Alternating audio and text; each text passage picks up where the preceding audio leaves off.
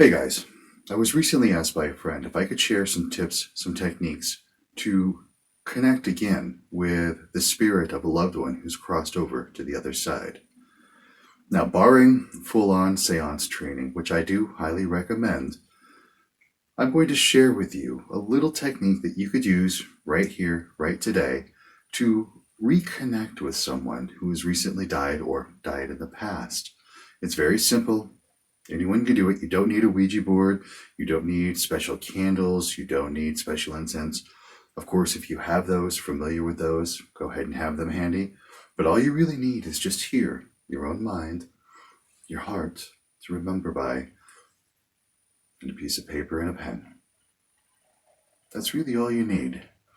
And I want you to keep in mind one simple rule that I recommend throughout all paranormal dealings is similarities attract and perpetuate. This is meaning that your mindset, your heart set, the space that you're in is going to be conducive to drawing the spirits to you that you want to work with. If you're in a fear state, if you believe that all spirits are demons, that everything that you do in the paranormal is evil, this isn't for you.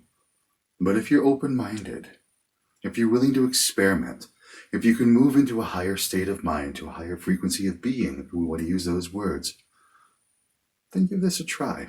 I think you'll be surprised at just how easy it is and how successful you can be doing it. Now, the first step that I want you to do is set wards. Put yourself in sacred space. This means getting to a room separate from other people who don't want to be participating in this process. You know, if there are other people who want to be together and share with this moment, sure, you're in agreement to do this. Otherwise, be by yourself in a room all alone. Now, what you want to do is go wall by wall by wall. You can trace the outline of the wall. It's kind of recommended that I do. And state, by my will, I seal this wall. And as you do that, imagine that wall turning to stone, turning to iron or steel, but it becomes solid and impenetrable. Go do that for all four walls and do the floor and the ceiling. The floor and the ceiling.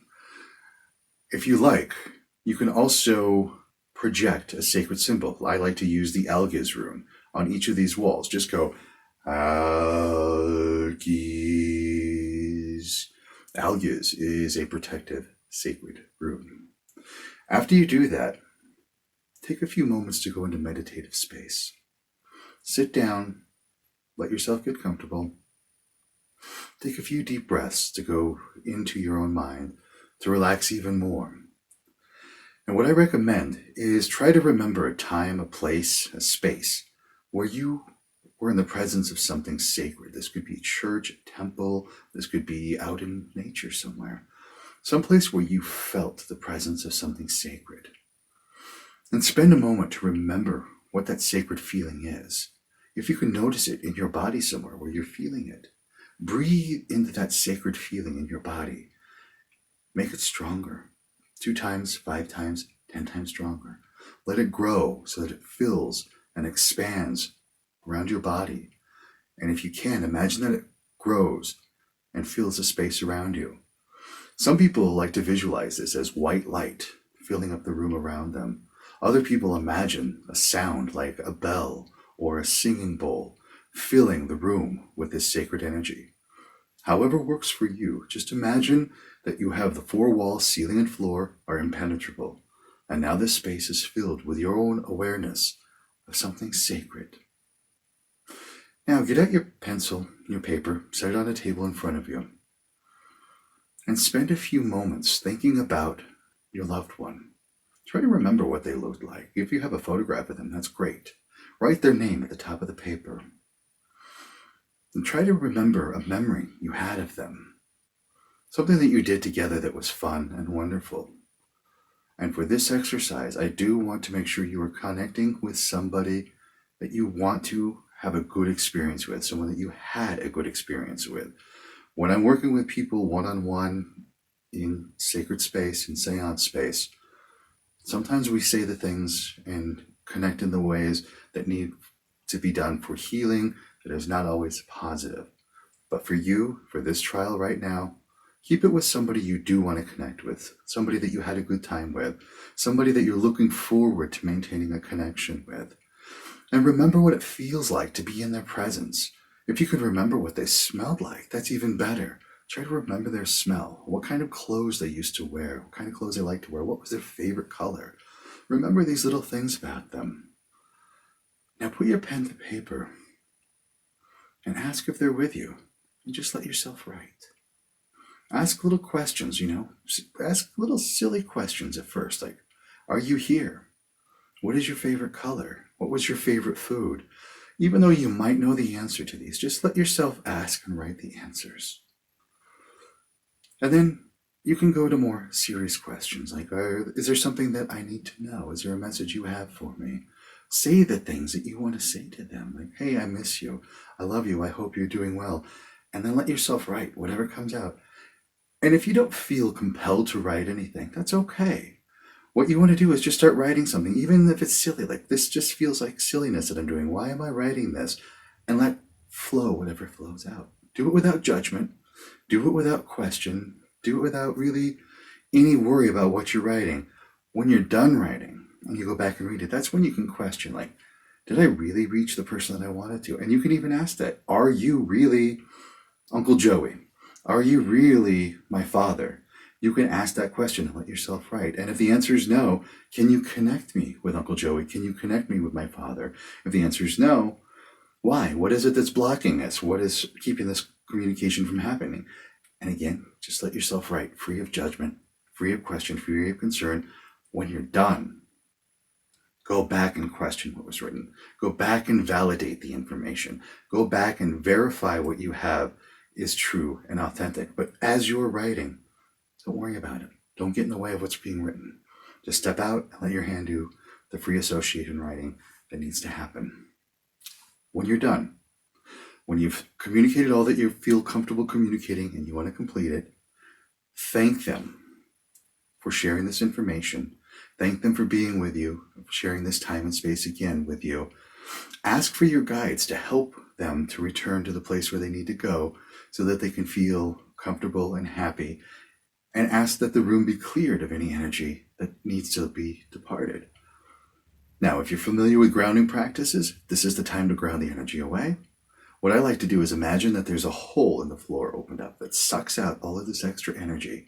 And you can feel that energy just getting sucked away into the floor, clearing the room. Even feel it going through your body, sucking away any extra energy, anything that might be attached, any tendrils that may be connected with you, just sucking into that hole in the bottom. And when it's done, the hole closes up. Ask again for your guides to make sure that the room is clear, that there are no lingering entities. Put away the piece of paper, the pen, and then go do something mundane. Go watch TV. Go watch something that makes you laugh, have a good time. Go take a walk. Maybe not ready for a drive if you are in a bit of an altered state of consciousness from this work, but get up, go take a walk, go do some exercise, do some housework. Something mundane to bring you back into the everyday world. Now, who do you think would not really want to do this one? There might be some people that don't want to do this. I mentioned some at the beginning here. If you're one of those people that believes that every spiritual encounter is really a demon in disguise, ready to take your soul into hell, don't do this. If you are closed-minded, say, no, there are no such things as spirits and they cannot talk. This is just me making this up. Maybe this isn't for you. If you have just finished watching a bunch of horror movies or some horror movies that are really scary about ghost connection and you're afraid and you're scared, save this project for another time when you're a little bit more grounded and a little bit in a better of a place mentally and emotionally. If you feel like you're living in a house with negative beings, negative entities, or if you feel that you are under attack by negative entities, do not do this practice. This isn't for you.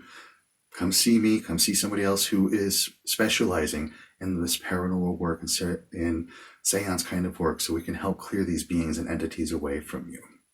But if you're open-minded about the possibility of being able to connect with a loved one, if you're open-minded that you can reach and receive valid communication with someone on the other side, then this might be a really good practice for you to try out. Ultimately, I want you to have a good time with it. I want you to enjoy yourself with it. Don't be afraid. If you have those moments where you start feeling fearful and scared a little bit, go back to that sacred awareness connection, that feeling that you're in the presence of something sacred. Bring that energy back in. Let it fill and surround you. You can ask for the presence of a guide to make sure that you stay safe and to help facilitate the communication so that everything goes well. Ultimately, this is going to be a very positive, very beneficial experience for you if you follow these guidelines, like I said. One thing that you may find that can help you is I have actually put together a guided meditation series to help you connect with the other side of the veil so that you can have a better communication with spirits. Go to my website, kadrick.com, go to the meditation section, and if you scroll down a bit, you'll find that I prepared an album full of 3 guided meditations that can help you set the proper set and setting for doing seance through guided meditation work. Now, feel free to leave me any questions, comments, thoughts in the comments down below. I'll read them, do my best to answer you. If you have any questions or ideas for future videos, hey, reach out to me. Let me know. Don't forget to like, subscribe, share this with anybody you know that could benefit from this information. Hail, and thank you.